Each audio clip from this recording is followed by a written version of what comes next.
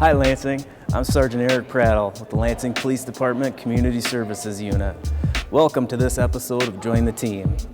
On this episode, we're going to take a ride along with Officer Mike Van Beek. We're also going to learn about Lansing's Most Wanted. Later on, we're going to speak with Lieutenant Rodney Anderson about the Lansing Public Safety Youth Leadership Academy. Finally, we're going to hit the streets and ask some folks what kind of questions they have for police officers. Please enjoy this episode of Join the Team. I'm Officer Mike Van Beek with the Lansing Police Department. I've been in the department for 4 years. I joined up because I had a lot of friends and stuff that had parents in law enforcement. It's something I was interested in kind of doing. I did some time in the military as well, and it all kind of just led back to me joining the police department once I got out of the military.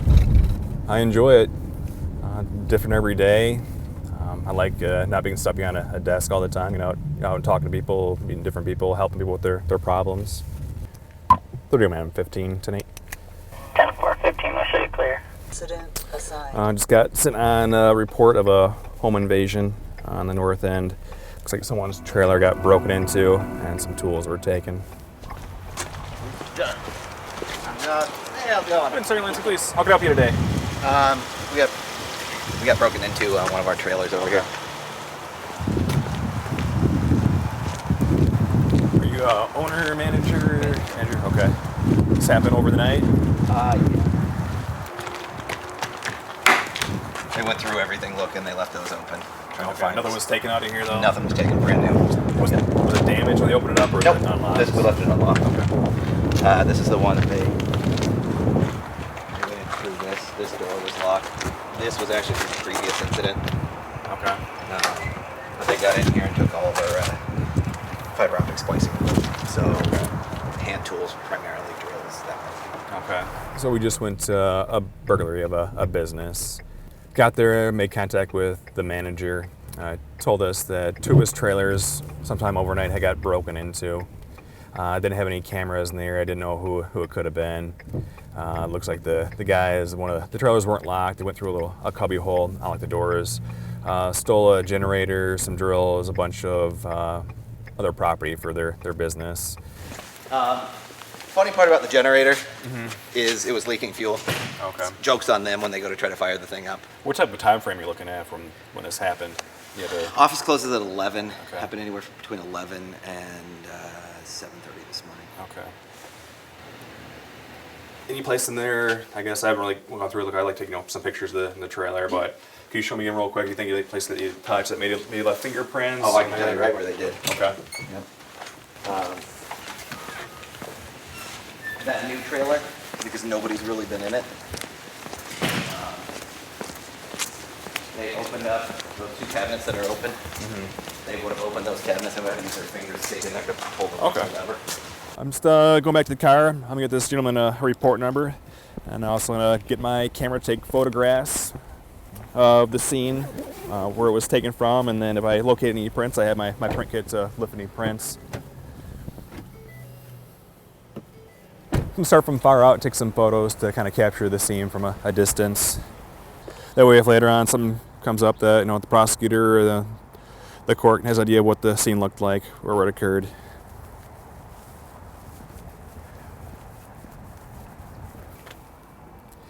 Always make sure I get the plate of it's a vehicle or a trailer or whatever it is, and if there's any damage, I want to make sure I zoom in on that so it's captured. No damage this time. Looks like this little door here is normally left open, so they probably jumped the fence to this facility, open up this door, and crawl through, and then unlock the main door. So there's no damage to it.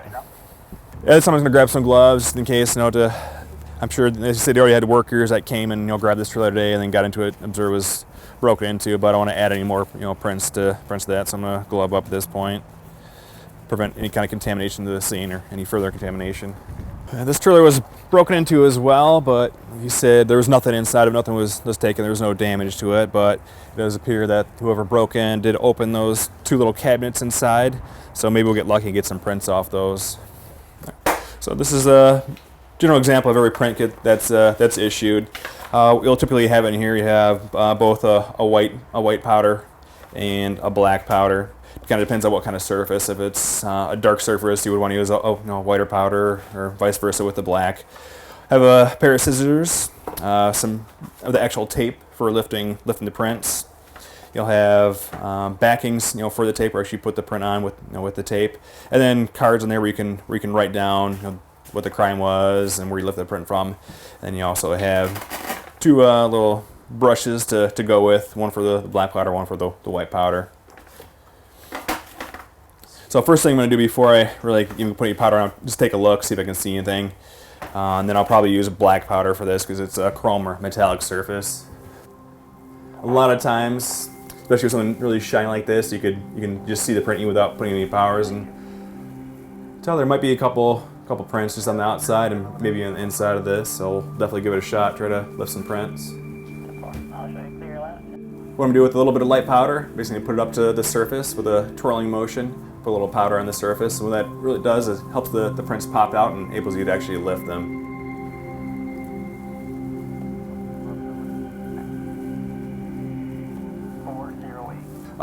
Going back to the owner after I've done lifting the prints, give him the report number. It'll be some time before the prints actually go to the MSP lab and come back with a return on somebody. A lot of times it's going to be it's an employee or owner, but like I said, sometimes you get lucky and it will be the actual person who broke in, and then you'll have a suspect. And I'm just looking at the prints to see which one. Some are kind of blurry, others are better, so definitely want to get the one that's the best.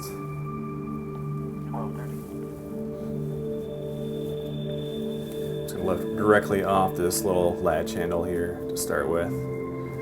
Just a single side sticky tape, just laying it across here, and just trying to work all the bubbles out to make sure you get a good smooth print.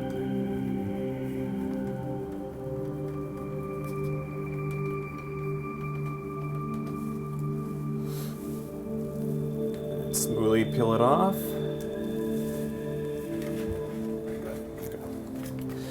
And then just a clear backing, for the actual print. Same thing, you can kind of smoothly lay it on there, roll it on, work the bubbles out.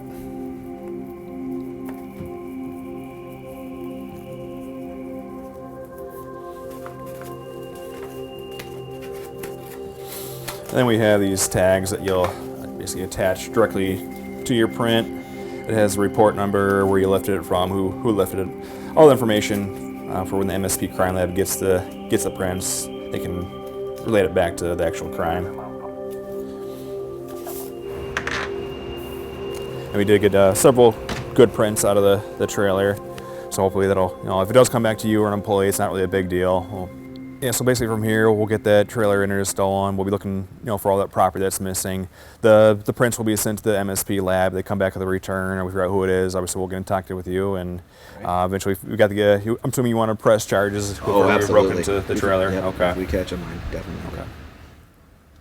Okay. We were able to take some pictures of the scene, locate some fingerprints on the cabinets that the accused opened, collected those, and made contact with the owner. Got a full list emailed to us of everything that was taken. So at the end of shift, we'll wrap the report, send those prints over to the MSP lab to be processed, and hopefully with those prints will come back to whoever broke in. And if we can locate the generator when it's entered into our system, if someone tries to pawn it or sell it, we have the serial number for a lot of that stuff. We can get it back to the owner and try to figure out who broke in.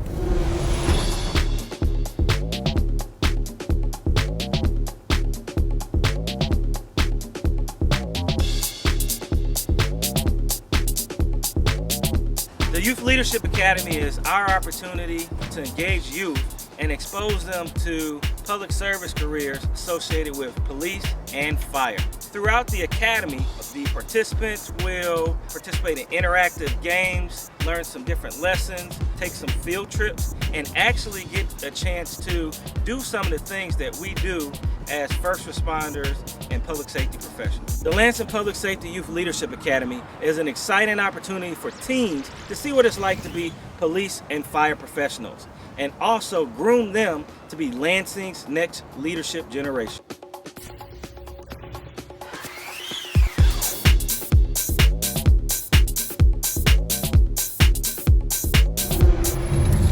Right now we're headed to Frandor. There's a 2-car accident in the parking lot. Normally we wouldn't respond to a private party accident. We only respond to accidents that happen on the roadway, but because one of the drivers doesn't want to give his information over, that's why we're going to respond to this. So it's, there's an accident, I guess, out here in front of the Ace Hardware store here in Frandor. And a witness possibly observed a black truck back into an SUV. The truck has no damage, the SUV does have damage. The witness isn't 100% sure that it is the truck that hit it, so we're just basically looking at the bumpers of the truck, see if there is kind of damage. It's out of the ordinary right there. Yeah. I don't know if it's a scuff right there or... I would think it would probably, hit just... Yeah, but that's, So hard that's to- like up there on the bumper, so... Yeah, it'd have to be higher. That's the only thing I see as far as out of the ordinary. The driver of the truck doesn't believe there was any kind of accident. He doesn't remember hitting the vehicle, so we're just taking a look at the truck to see if there's kind of associated damage with that damage. We do determine that there's no damage to both vehicles. We'll have them just exchange insurance information, and then they'll go about their day. He for sure was backing up. That's what she's claiming. Okay. And he admits he was backing up in this area, Okay. but he says he never hit her car. Okay. Is there any pre-existing damage to the back of your vehicle at all that you know of? There shouldn't be. Shouldn't be. Okay. There's a little bit of maybe a scuff to the your driver's side, kind of the upper where the Like bumper is. Step mount is on the bumper. Yeah, kind of step mount maybe, but nothing really serious. Do you want to come out and take a look real quick? I didn't even see that. It's yeah. This is what we're talking about right here. It's a little bit right there. See that right there? Oh, shoot. Yeah. Was that there before? Or is you made It's a brand new car, so okay. I mean, Easiest thing to do, we can just exchange insurance information. You can just tell your insurance company that you don't think you hit anybody, and there's not really any damage to the car, and kind of go that way. So we actually use some exchange of information cards. We can just write down like your insurance company, the policy number, and she'll just like your. Easiest thing is actually you just like your registration insurance and your license. Everyone just take a picture of each other's stuff, Yeah. and then you can just call your own insurance company to get it handled. But with that, I mean, it's up to you whether you want to contact your insurance company or don't not. even So want to. you don't Like, you don't that's the have thing. to. Like, you don't have to, but I'm like positive I didn't hit her car, so it's Okay. All right. And the insurance company will get a hold of the police too, and we'll say that there's not for sure that it happened, but it's possible because there's a little bit of a scuff mark. So there's no way to say for sure that it happened. It may not have, but I mean, as long as like my insurance doesn't go up because of this. it shouldn't. I don't think so. There's no way to say for sure that this happened, but just to kind of make sure that everyone's covered, we'll just exchange information that works for you. Okay. So if you want to, I guess if you can grab your license, registration, insurance, I can just and he'll grab I think I hers. gave you my Okay. license. And, No, you just gave me... yeah, you did, sorry. I Okay. have a bunch of stuff in my pockets. yeah. Do you have those exchange information cards handy? I would have to Okay. If not, we can we'll just have her either write down or take a photo, and we'll grab hers. You can do the same for hers, and just so you have it. You don't, like I said, you don't have to give it to tell your insurance company. Not required and that. Yeah. I mean, like, I just don't want this to be any bigger Yeah. deal than it needs No, to be. yeah. Like, So we'll get this. Like I said, it's get that done. really We'll get you up out in of the here. air as far as... I mean, do you have your insurance handy? Well, we're just gonna do a quick exchange of information for you guys. We've got his stuff, and Okay. obviously, easiest thing to probably do, we'll have just lay out his driver's license, registration, insurance, and just take a picture of it. That way you can call your insurance, have that stuff. On my phone. That's Okay. My Okay. most recent. Can I run that over there real quick and I'll give it Yeah, right back absolutely. to you? Yeah. Okay. We looked at both vehicles. There was damage to the SUV, but there was only maybe possible damage to the truck that was involved. We weren't able to say with 100% certainty that the truck did back into that SUV.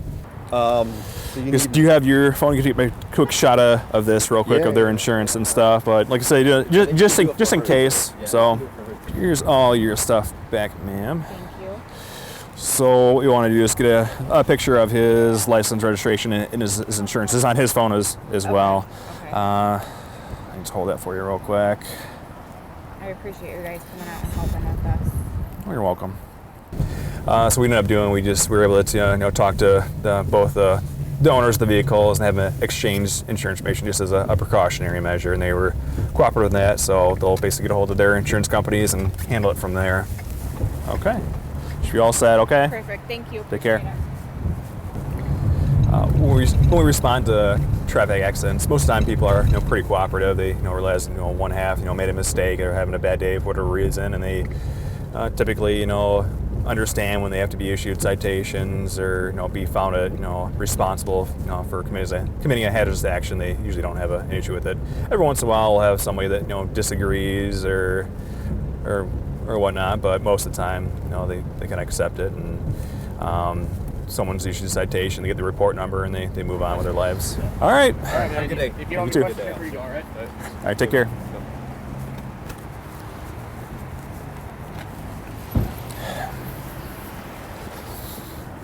Your incident has been updated. For the units going to Quickie, 4820 South Waverly, getting with a gold Kia, accused, black male with braids. I believe that was the driver. Also had a passenger, black gun. We're still getting further. We're getting to dispatch to a call of shots fired. Someone's calling in from a convenience store on the south end, saying there's a subject there who just shot at him from a gold Kia. We're not sure if he's still there or if anyone's injured or not at this point. We're still kind of getting that information in right now, but we're headed that way. I don't believe the accused is at Quickie. The caller drove to Quickie to call.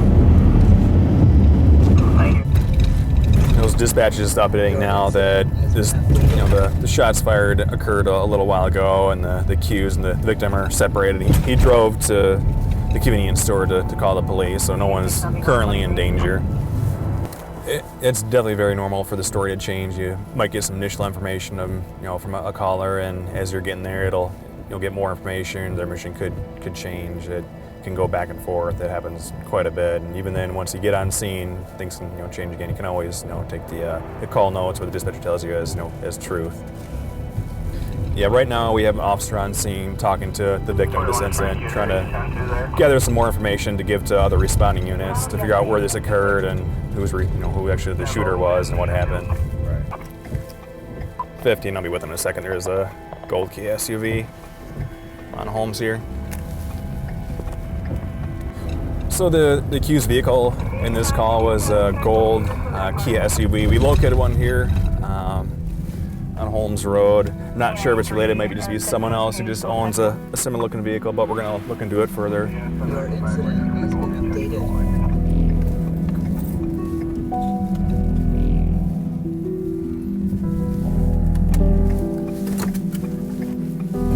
Your incident has been updated.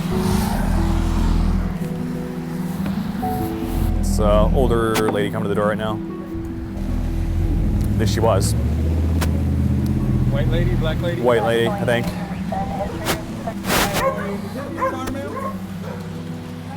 Yeah, they go Kia? Okay. Has anybody driven that in the last half hour or so?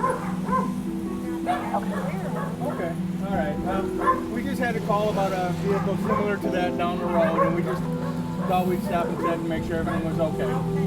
You have a good day, ma'am. Thank you. You're welcome. So, driving to the scene of this call, we observed a vehicle matching the description of the accused vehicle. Stopped, and upon our investigation, it looks like it just happens to be, in close proximity to the call, but not related to it at all. Made contact with the owner, and we determined it's not related. We're still getting more information that possibly maybe the suspect's left on foot now, so getting some conflicting information about actually what happened. Right now, everyone's kind of spreading out. I want to kind of spread out to cover the big areas we can, try to look for the suspects or the suspect vehicle. Your incident has been updated. So it's kind of flooding the area to do that right now. Especially when you got something where possible shooting, an accused vehicle in a shooting, you're gonna have a lot of officers show up for safety. There's strength in numbers. Yeah, fairly often you'll have an incident, robbery or any type of crime happen in the location, and then the caller might go someplace else where they feel safe to make contact with the police. That's always a good idea. If you're not safe, where just a crime happened, it's a good idea to get someplace safe and then make the phone call if you're not able to do it right where you're at. We're gonna look for definitely where the actually shooting occurred. We'll get out of our cars, look for any kind of shell casings, any kind of evidence of the actual crime, and in addition to that, we'll contact neighboring jurisdictions, let them know about there might be a suspect vehicle, give them the description of the vehicle and involved in a shooting, so other agencies are kind of aware of a vehicle to look out, because a lot of times you might have a crime be committed in Lansing, but then they'll flee to another jurisdiction, so to try to avoid getting caught.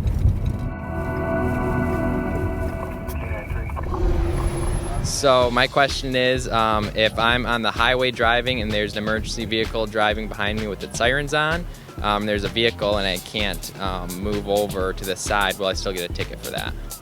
Hello, my name is Officer Jacob Schmidt with Lansing Police Department. To answer your question, if you cannot move over, slow down, and I would not give you a ticket. My question is, do you get points if you're issued a ticket for expired license plate? My name is Kenny Schaefer. I'm the Community Policing Officer for the Kalamazoo Corridor. There will be no points assessed to your driving record if you are cited for a expired license plate. However, if you do receive a citation for an expired license plate, you will be assessed a fine. In the City of Lansing, the fine for that crime is $120. Hi, how many police officers are in the City of Lansing? And do you have any Hispanic policemen? My name is Julie Thomas. I am a police officer for LPD and I'm currently the CPO at Joliet Waverly. Lansing currently has 202 sworn officers. Of those 202, 17 are Hispanic. So my question is it illegal to text while driving in Lansing? All right. Hello, my name is Officer Jake Kocan. I'm a community police officer with the Lansing Police Department, and my neighborhood is the Baker-Denora area. Yes, it is actually illegal to text and drive in the City of Lansing. It is also illegal to do it so, period, in the state of Michigan. Not only will it cost you in fines if you get caught doing so, it is highly unsafe to text while driving, so I recommend not doing it. We're now en route to the prosecutor's office. Looks like we have someone calling in a late assault report. So we're gonna head over there and find out what happened.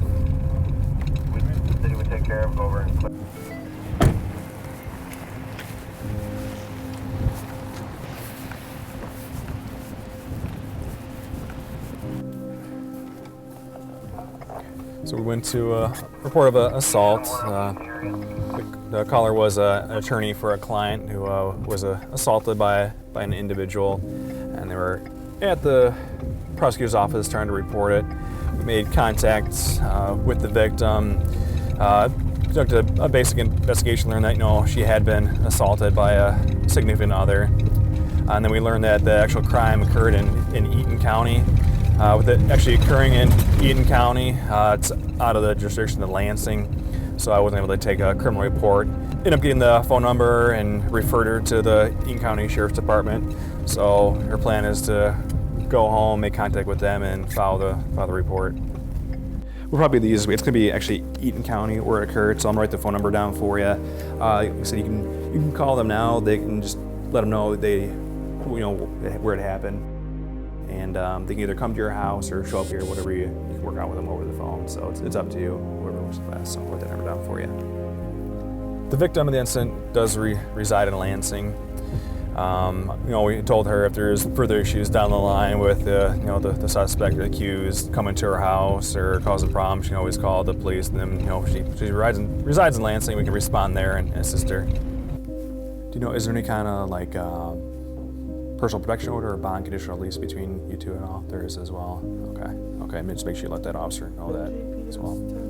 Yeah, the suspect, I guess, they have some kind of domestic relationship. He's already on tether, and the probation or parole wasn't real clear for what. So most likely down the line there'll be a violation of that, the tether, the conditional release. So they'll be looking at some additional charges and maybe revoking that bond for what he did today. Do you have any questions or anything else to do for you? I know, unfortunately, because it didn't happen in Lansing, I can't take the report, but they clearly, they can. They'll take care of it for you, okay? Sorry this happened to you. So, do you have any fears about him coming to your house after this or like that? Or? Okay, if he does, you live in the city, so you can certainly call us if there's an issue with that. He just show up at your place, okay? It's definitely difficult, to hear everyone's story of abuse, and this lady we just talked to, she was upset and crying. You definitely feel for them, but you kind of have to stay a little bit stoic and kind of help support them. You getting equally upset, really doesn't help them out. Just try to reassure them the best you can, and try to offer any kind of advice. But it definitely is hard to hear about these incidents, twice or multiple times a day. People in domestic relationships, either married, boyfriend, girlfriend, abusing each other physically. With being a police officer, I think it's a great job. It's really rewarding, helping people and helping solve crimes and make the community safer. But definitely, new people coming to the job, you got to be aware it can be also be a very emotionally taxing job as well. It wears on you, hearing everyone's story of their tragedy of their victimization. So it can definitely wear on you. But overall, it's a great line of work. I'm Lansing Police Detention Officer William Tervo. Wanted in Lansing is Brandon Michael Herron. Herron has a felony warrant for child abuse. Call the police if you have any information. Let's bring this felon to justice.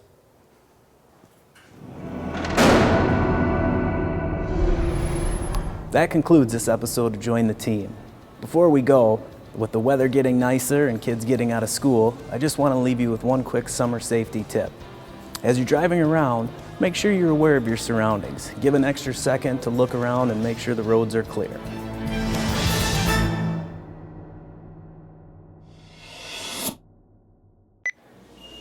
Hi, Lansing. Wait. Go ahead. Just like you're talking to me. You haven't seen me in a long time, which you haven't, so just go ahead. Oh. You're telling me, not the camera. I'm telling you. Okay. Yeah. So, Okay, Craig. So go ahead and talk to me, because they can't see where your eyes are anyway. That's You true. got the bugs. That's so, true. Come on, talk. You remember this, man. No, it's cool. It's good. Terrible. It's good. All right. We hope you'll come back and join us for more episodes in the days to... that sucks. You could just... All right. I want that. More of that right there. Because you're just I know.